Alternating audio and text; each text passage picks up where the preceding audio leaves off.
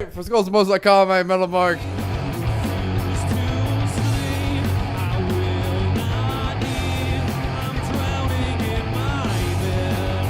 Red Fang's here. It's a beautiful thing. It's nice to be back in New York City. Yes, the situation is awesome, right? It's very awesome. It's a really fantastic tour with really good old friends and really good bands. So it's super fun. You seem to tour with a bunch of friends always. It's not like random bands all the time. You seem to concentrate on having people you actually like around you.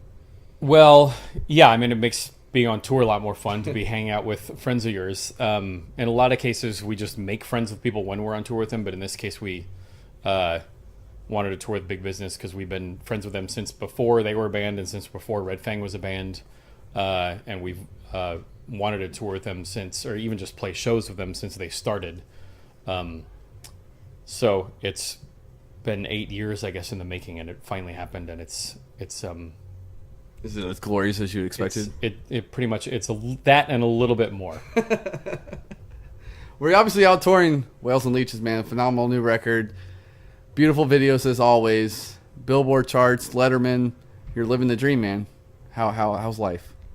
Dreamy, Dreamy? I guess. No, it's fine. I mean, it's good. The band is going really well, and it's, beats working. So yeah, everything is good. If you weren't in the band, what would you be doing? Well, what I did right before the job I had to leave right before Red Fang started touring so much that I couldn't work anymore was working at a stop motion animation studio on feature length films, and it's not really exactly my calling or anything, but Yeah. it was a fun job, and I worked in this in the production side of the puppet making department, so it was pretty fun. So I would probably still be doing that, although you never know. I changed jobs a lot in Portland Yes. before Red Fang became my career.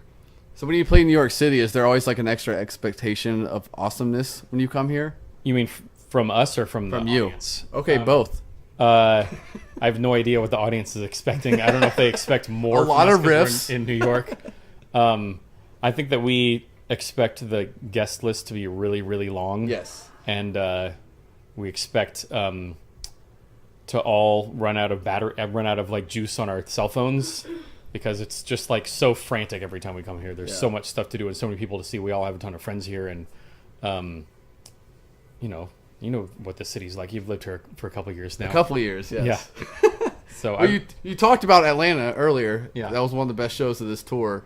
for me, yeah, all around, fan wise, you said a lot of walk ups. Yeah. So it's badass, man. You got a good crowd in front of you, man. Yeah, things are going pretty good on this tour, so it feels good. For the rest of the year, are you just going to tour your asses off? We're going back to Europe end of July through the end of August. Then we have just a couple one-offs in Portugal and maybe Spain or something in September. And then we're still working on our plans for the fall for October and November. So I don't know. There's 4 different ideas for what we might do, but I can't really say anything yet. Keep him busy then. Yeah. Yeah. What's one place that you haven't played that you want to play? I want to do more touring in South America. We've played just 2 shows in Brazil, but I'd love to do more shows around Brazil and Argentina and Chile.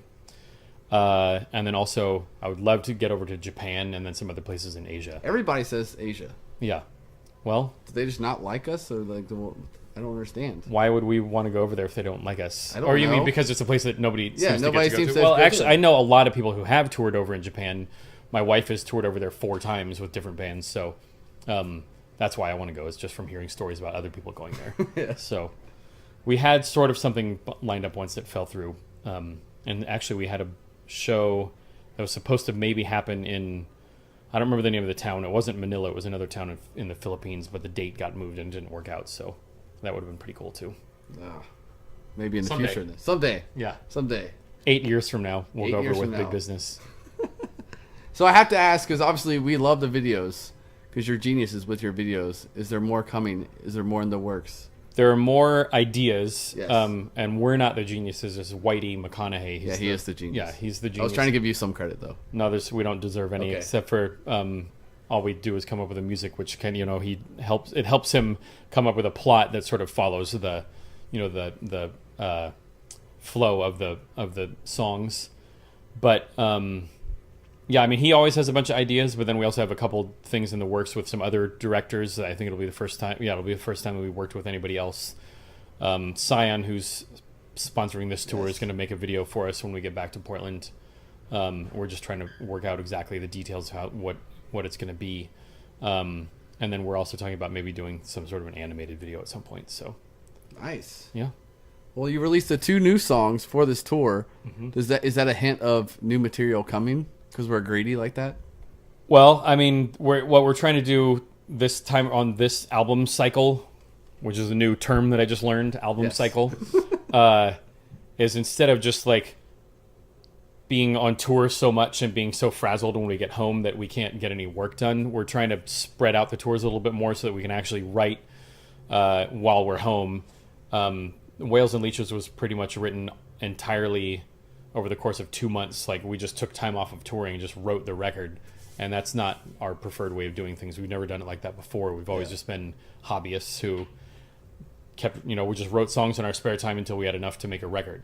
And in the case of Whales and Leeches, we booked studio time and then wrote the record and then recorded it. And so we're just trying to be just like constantly coming up with stuff until we have enough to justify booking studio time. So The Shadows is actually that's a brand new song. Brand spanking new. Yeah, that one, The Meadows, was a song that we'd actually recorded for Murder the Mountains, and it didn't quite work the way we wanted to, so we rewrote it. But Shadows is all completely brand new.